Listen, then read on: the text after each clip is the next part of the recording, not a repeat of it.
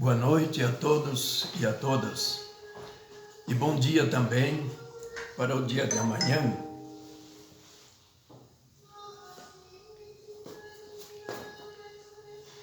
Desculpem aí, vou começar de novo. Boa noite a todos e a todas. E hoje nós temos o 15º domingo do tempo comum do ano B. O Evangelho, como sempre, ou quase sempre, né? Ele costuma ser do Evangelho de São Marcos, que é o Evangelho deste ano, chamado Ano B. Então, ouçamos a primeira leitura, que é de um profeta de uns 750 anos antes de Cristo. E ele está numa situação difícil, ou melhor, o país era dividido. Judá, a parte do sul, com o Templo de Jerusalém, e várias tribos, a maioria das tribos, estavam ligados, os separados lá do templo e de Judá. Então aqui esse pastor que vai denunciar pecados do reino de Israel e chamar a atenção, conversão ou punição divina. Então esse é um pastor que é andarilho, leva seu rebanho para cá e para lá. Não havia muros de separação entre um país e o outro. E ele, como pastor, ele frequentava lá também aquele templo não, era um santuário de Javé, eles diziam. Mas havia muito paganismo, muita mistura. Então vejamos a leitura. Leitura da profecia de Amós. Naqueles dias, disse Amazias, sacerdote de Betel, a Amós: vidente, sai e procura refúgio em Judá, onde possas ganhar teu pão e exercer a profecia. Mas em Betel não deverás desistir em profetizar. Mas em Betel não deverás desistir em profetizar, porque aí fica o santuário do rei e a corte do reino. Respondeu Amós a Amazias, dizendo: não sou profeta, nem sou filho de profeta. Sou pastor de gado e cultivo sicômoros. O Senhor chamou-me quando eu tangia o rebanho, e o Senhor me disse: vai profetizar para Israel, meu povo. Palavra do Senhor. Demos graças a Deus. Quando Deus fala para o povo ou fala para nós, Ele mostra a sua bondade e sua misericórdia, seja como um pedido de conversão, para a gente fazer uma revisão de vida. E então o Salmo responsorial, ele começa com isso: mostrai-nos, ó Senhor, vossa bondade e vossa salvação nos concedei. Passemos agora ao Evangelho de Marcos. O Senhor esteja convosco, Ele está no meio de nós. Proclamação do Evangelho de Jesus Cristo segundo Marcos. Naquele tempo, Jesus chamou os 12 e começou a enviá-los 2 a 2, dando-lhes poder sobre os espíritos impuros. Recomendou-lhes que não levassem nada para o caminho, a não ser um cajado, nem pão, nem sacola, nem dinheiro na cintura. Mandou que andassem de sandálias e que não levassem 2 túnicas.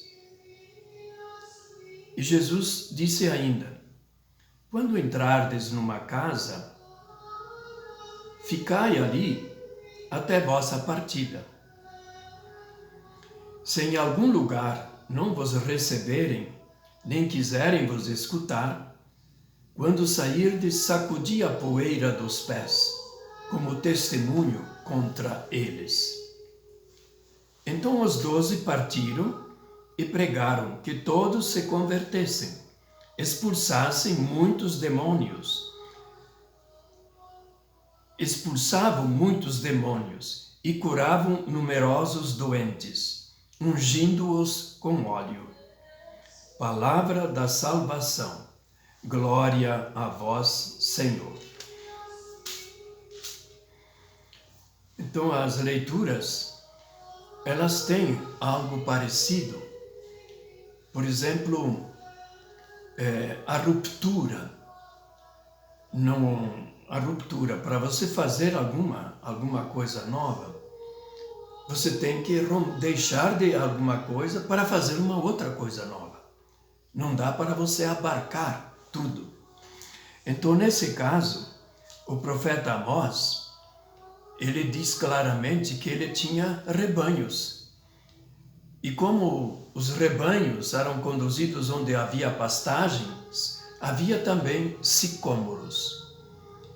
Sicômoro, ele ocorre também em Jericó, quando Zaqueu, aquele publicano, trocador de moedas e recebia impostos para o governo e para o templo, então ele era muito baixinho e aquele tumulto, Jesus chegando lá a Jericó, ele trepou num sicômoro.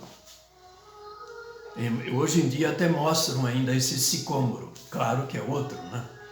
Mas só por lembrança. Então o sicômoro é uma espécie de figueira braba. Para ter uma ideia, ele dizia que tinha 2 profissões, né? Não precisava fazer-se lá de profeta em Betel, um santuário de Javé para o reino do norte, né? Então, tendo 2 profissões, ele deixou tudo porque, diz ele, o Senhor me disse: vai e profetiza ao meu povo Israel. Aqui, Israel, são as tribos separadas do reino do norte, chamado Israel, ou Efraim também. E ele então deixou o rebanho, deixou de cuidar porque não podia fazer as 2 coisas, e começou a falar onde vinha a gente. Onde que vinha a gente? No santuário dedicado a Javé, tradicional, onde vinha bastante gente, cumprir promessa, fazer isso, fazer aquilo, oferecer sacrifícios. E ele conheceu aquele santuário porque ele aproveitava, vendia ovelhas para os fiéis. Então, esse santuário, para termos uma ideia, que tem algo parecido aqui, vocês já vão perceber nas entrelinhas, com o governo atual. Quer dizer, o Estado, o governante, ele representa o Estado. O Estado é laico, ele não é católico, nem protestante, nada disso. Ele tem que respeitar todas as religiões. E lá, então, os sacerdotes eram casados e tudo, como era o costume naquele tempo. Então, quem cuidava, havia lá muitos profetas. É estranha, talvez, a maneira como o profeta responde ao sacerdote Amazias: aqui você não pode falar, esse aqui é santuário do rei. Aqui só falam aquilo que o rei manda fazer, não é? Vejam o problema, a religião se metendo em política. E o profeta estava anunciando: olha, gente, Deus me mandou para falar isso, isso, isso, ou vocês mudam de atitude, deixam de fazer essa mistura religiosa de cá e para lá, servir a deuses pagãos, ou então virá uma desgraça sobre o país. Ele anunciava que o rei seria morto numa guerra e que o povo iria para o exílio. É o exílio do Reino do Norte que aconteceu lá pelo ano 722 antes de Cristo, e ele já começou a falar antes, talvez em 745, por aí. Então, a proibição aqui não pode. E quando ele diz, eu não sou profeta, nem filho de profeta, é que junto ao santuário havia lá, sei lá, 50, 100 ou mais, funcionários do rei que eram chamados filhos de profeta. Não eram filhos carnais, mas que eles cuidavam do aspecto religioso, mas só falavam o que o rei mandava falar. E aí então ele dizia, eu não sou dessa turma, eu não preciso ficar falando aí nesse santuário de Betel o que o rei manda, porque eu tenho duas profissões. Então vejam como o profeta tem uma ruptura. Tem que fazer isso, né? E, claro, ele sofreu muito, foi ameaçado de morte, perseguido e acabou sendo expulso. O sacerdote Amazias aí, talvez respeitando a figura de um profeta que fala diferente, ele diz, olha, eu já falei com o rei. Você não pode mais falar aqui, vai embora para o teu país. Então isso que aconteceu. O que tem a ver isso com o Evangelho? O Evangelho de Marcos, aqui é o capítulo 6. Domingos atrás, talvez foi até o domingo passado não, era São Pedro e São Paulo, o anterior. Então Jesus, depois de vários meses, ou sei lá, um tempo assim da atividade dele, ele voltou a Nazaré e aí foi convidado para falar. Ele abriu o livro do profeta Isaías e disse, o Espírito, leu o texto, o Espírito do Senhor repousa sobre mim. O Senhor me ungiu. Gente, hoje está se cumprindo o que eu acabei de ler. E os habitantes de Nazaré, instigados, sei lá, por líderes religiosos, o expulsaram, quase mataram. Depois desse capítulo, se vocês lerem o Evangelho de Marcos, que tem só 15 capítulos, Jesus não pisa mais numa sinagoga para falar. Era mal visto, mal querido, perseguido, ameaçado de morte. E aí então, nessa circunstância, Jesus, o que começa a fazer? Lá em torno do Mar da Galileia, ele voltou para lá e continuou pregando. Ele já era muito conhecido. Ia muita gente atrás dele. Ele tinha escolhido os 12 apóstolos. Quando se diz 12, se chamam os 12 apóstolos escolhidos por Jesus, incluído Judas, o traidor. Então eles foram escolhidos e diz no capítulo 3 de Marcos que ele escolheu aqueles que ele quis para ficarem com ele. Era uma espécie de escola. Eles andavam juntos com Jesus, escutavam suas palavras, viam seus gestos de compaixão e misericórdia, e agora que ele não tem mais compromisso com a sinagoga, ele escolhe e manda 2 a 2. Vocês vão para cá, vocês vão para lá. O que eles devem fazer? Anunciar a proximidade do reino de Deus. O primeiro milagre que Jesus faz é na sinagoga e expulsou um demônio de uma pessoa adoentada lá, não é?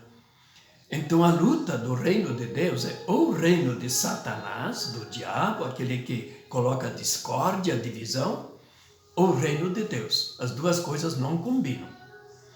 Então, nesse sentido, quando Jesus manda os apóstolos, a primeira coisa que se diz, não é? Deu-lhes poder de expulsar demônios. Bonita essa frase, né? Mas como? Os apóstolos podem expulsar demônios? Jesus uma vez diz assim, num outro evangelho, até os filhos de vocês, tinha gente especializada em fazer o que Jesus faz aqui, para os seus. Ungir os doentes com óleo.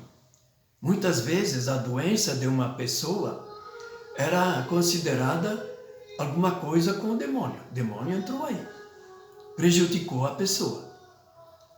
Pois é, então Jesus mandou 2 a 2 com o poder de expulsar espíritos impuros. E como é que eles deviam se comportar? Recomendou-lhes que não levassem nada para o caminho, a não ser um cajado.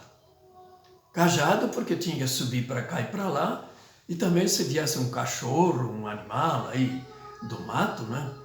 Eles podiam se defender com um cajado, né? E nem sacola, nem dinheiro na cintura. Pois é. Mas que usassem sandálias. Então eles tinham que aprender a caminhar agora 2 a 2 e atender o povo, como Jesus fazia sempre. Então, só isso já fala para a gente muita coisa, não é? Quer dizer, nós somos cristãos não só para nós. Jesus escolheu 12. Por que ele escolheu 12? Porque ele queria fazer uma comunidade. Ele sabia que ia morrer um dia. E que esse reino de Deus seria implantado aqui nesse mundo. Mateus diz reino dos céus, mas é para substituir o nome de Deus. Para mudar a situação.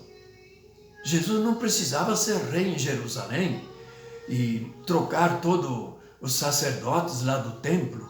Não é isso. Mas é toda a mensagem que Jesus nos ensina. Toda ela. Todas as atitudes. O que significa, por exemplo, esse ungir com óleo? É aproximar-se da pessoa doente. Dar um carinho.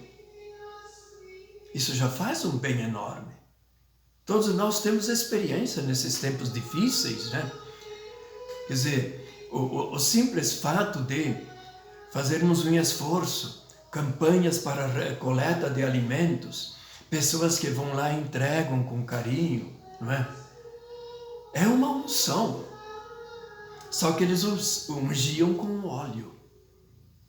Então, essa missão, ela realmente foi importante para a formação dos discípulos. Certamente, muitas outras vezes ele mandou também fazerem a mesma coisa. E quando eles retornaram, diz outro evangelho, o evangelho de Lucas, que começaram a contar o que eles conseguiram, como é que eles se saíram bem, né? Expulsaram o demônio, fizeram isso, até os demônios, vimos o demônio cair lá do céu. Né? E Jesus começou a louvar a Deus, né? Louvou a Deus. Então, uma outra lição deste evangelho, não é? Ligando com uma outra passagem, é que nós devemos ter coragem de fazer o que Jesus mandou fazer os discípulos. Entrar numa comunidade, fazer parte de uma comunidade de fé. Seja uma pequena capela, seja a paróquia, sejam umas atividades pastorais da saúde, etc., para estar junto com o povo. É isso que Jesus quer de nós. Isso nós podemos fazer. E para isso, Ele nos deixou o Espírito Santo. Que assim seja.